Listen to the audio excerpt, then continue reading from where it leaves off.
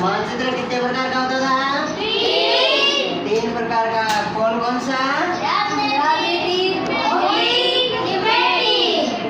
राजनीतिक, भौतिक और फिर हमने पढ़ा था मानचित्र के तीन तीन क्या होते हैं? घटक होते हैं। पहला घटक कौन सा था? दूसरा दूरी, तीसरा प्रतीक चिन्ह। फिर हमने पढ़ा था अक्षांश। अक्षांश रेखा किसे कहते हैं? वे काल्पनिक रेखा जो पूर्व से पश्चिम की ओर खींची जाती है। वे काल्पनिक रेखाएं होती है जो पूर्व से पश्चिम की ओर खींची जाती है।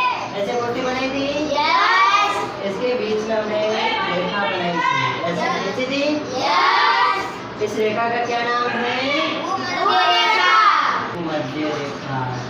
कौन सी रेखा? भूमध्य रेखा। उसके बाद हमने इसके उत्तर में एक और रेखा बनाई थी, यहाँ पे बनाई थी। इस रेखा का क्या नाम है? कर्क रेखा। कौन सी रेखा? ये कर्क रेखा। उसके बाद हमने एक यहाँ पे रेखा बनाई थी।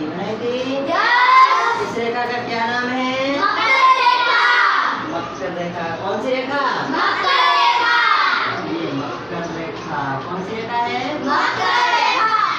जो ये भूमध्य रेखा है इसको कितनी डिग्री दिया था? ये 0 डिग्री।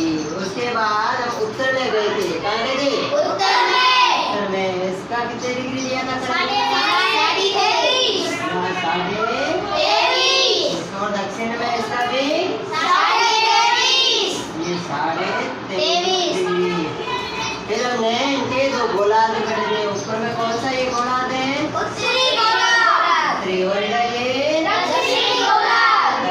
उत्तरी गोलार्ध में कितने डिग्री होते हैं? 90। और दक्षिण में भी 90। Very good. अब हम जैसे भूमध्य रेखा पर खड़े हैं तो उत्तर की ओर जाएंगे तो हमारी दूरी बढ़ेगी। और जैसे जैसे हम भूमध्य रेखा से उत्तर की ओर जाएंगे तो अक्षांश रेखाओं की दूरी क्या होती जाएगी? छोटी, यानी कि कम होती जाएगी। फिर हमने पढ़ा था दशांश रेखा किसे कहते हैं?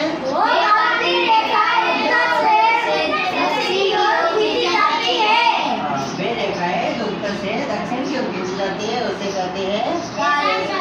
अगर हम यहाँ 0 डिग्री से पूर्व की तरफ जाएंगे तो टाइम बढ़ेगा और पश्चिम में आएंगे तो टाइम घटेगा।